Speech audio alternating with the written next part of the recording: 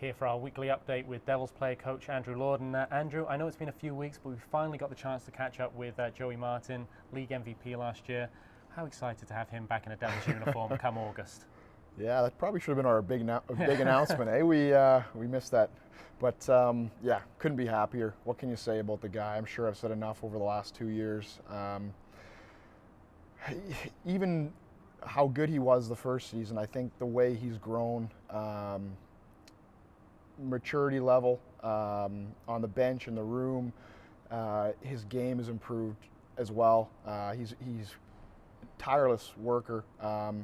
Never stops trying to improve his game. Little things around the net, his shot, and you could see this year he contributed even more goals, and what an impact player he was, and he's a very special player to watch. It's pretty enjoyable to see a guy like that on the ice, and above all else, his character and how he conducts himself, and he is a real leader for us as well. On that note, you've obviously got a few decisions to make on leadership roles this coming year on the roster, but I guess someone who's been in the league for 2 seasons now, has grown with this organization, with the new ownership, he's someone in that locker room is going to have a huge influence. Yeah, regardless of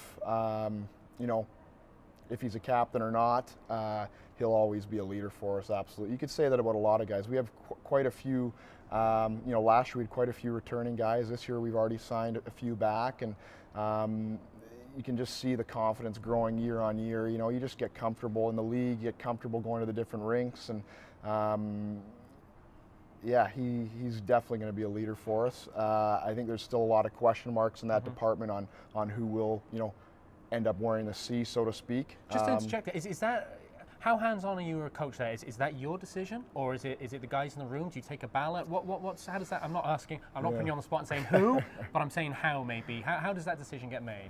We don't know who yet, absolutely, just because there's still a lot of signings to go. It'll really depend on, who we bring in,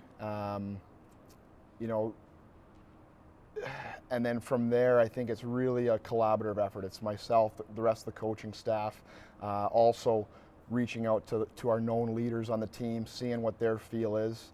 The first year we did a little bit of a trial leadership where, everyone wore the A's, and we kind of mix-matched the C's there our first season. So it really depends. If there's one standout leader that's going to be the guy, then I think everyone can. It's a pretty easy decision. But if it's a little less clear cut, then yeah, there's a few different strategies we can go through. And at the end of the day, the biggest thing is it's not about if you have a letter on your chest or not. Everybody has to lead in their own way and contribute throughout the year, because it is a long year and there's tons of games, and it can't just be the same voice over eight or 9 months. So talking about big decisions and big announcements, this coming Monday is officially known now as Mega Monday. I think Todd Kelman has anointed it Mega Monday.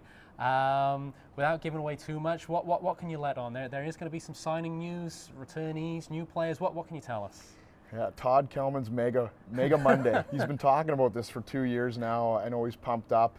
It's going to be a great event. I'm really excited to be here. Last year there was that barbecue that I sort of pulled the pin on. I think I had to fly home, but it'll be great before I head home for a couple weeks to see, kind of interact with the fans. I know during the season it's just so fast paced, and with my multiple roles, it's a little bit tough.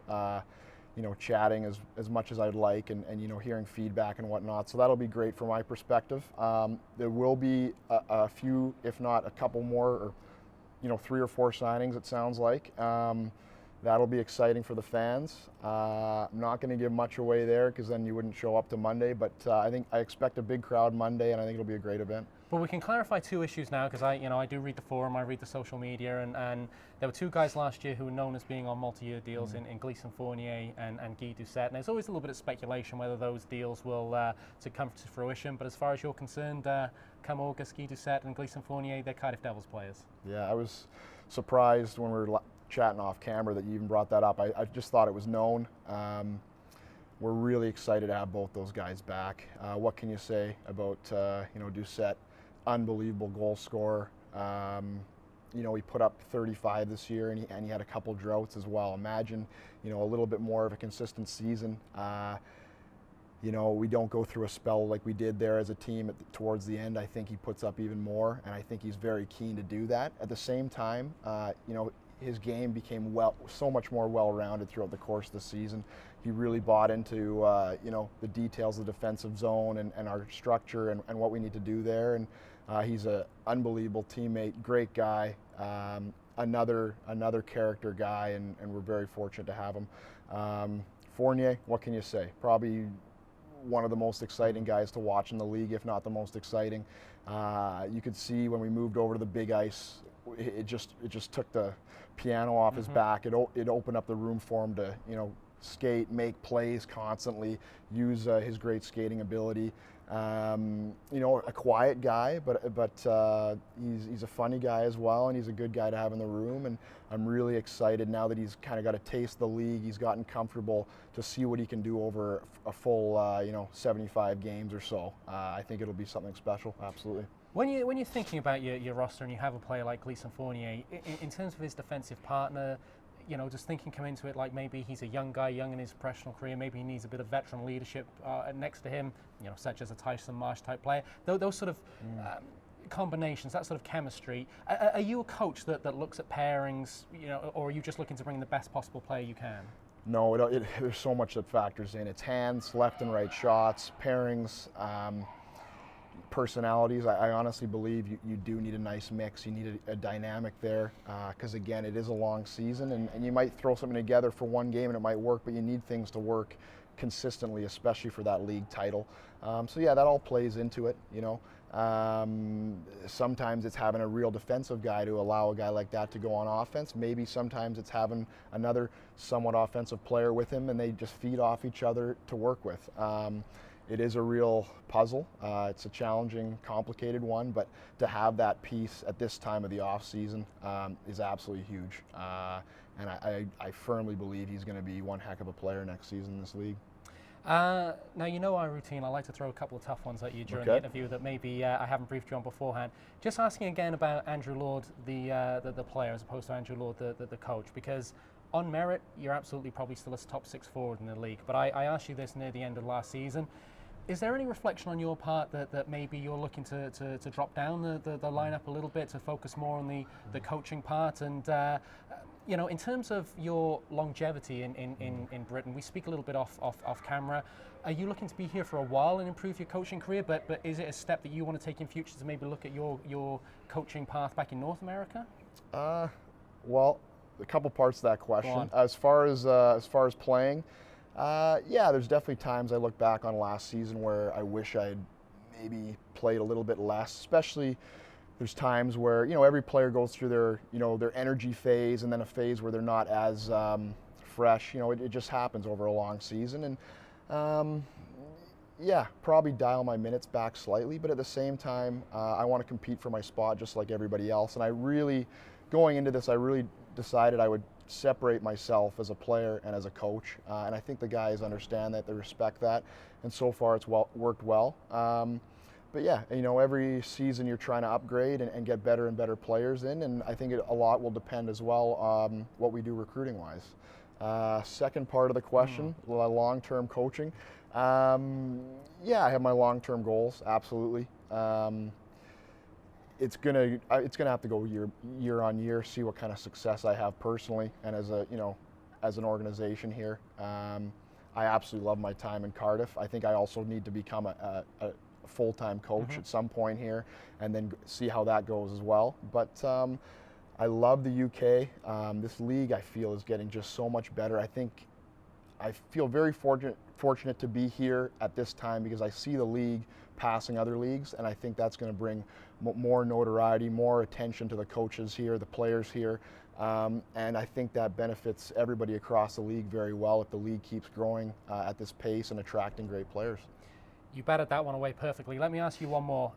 One of the players' names over my shoulder here, retired jerseys, is Doug McEwen. His son Corey McEwen played in the EPL this year and has just signed for Telford.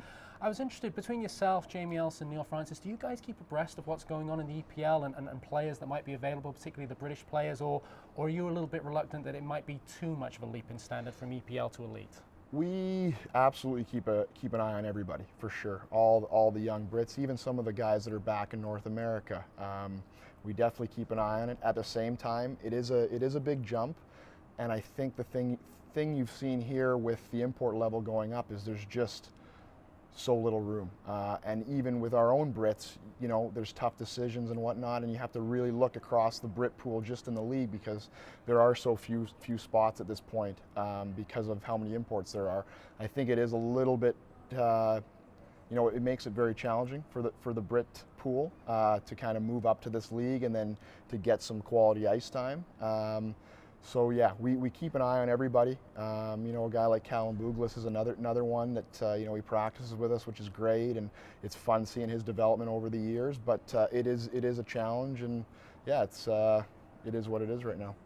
So those were pretty much some softball questions. Mega Monday, you've got a fans Q&A, I understand. So the fans can come along, ask absolutely anything. Yeah, throw me into the fire, ask me anything you want. I may or may not give an answer, but no, we'll have a fun Monday, and can't wait to see everyone there. And then after that, back home for you, Andrew. A couple of weeks with the family. Head maybe. home. You know, see. I have a physio back home that I really like to. I've worked with for years now. He knows what I need. You know, another coach, one of my mentors back there that I work with, that I'm really excited to get home for. And of course, seeing the family, seeing my sister and her husband. It'll be good. It'll still be nonstop. Probably be even busier back there, recruiting-wise and everything. But at the same time, it'll be nice to get away for a little bit, just from the day-to-day, and come back refreshed and ready to go. Well, Andrew, as ever, thank you for your time, and we look forward to seeing you on Monday.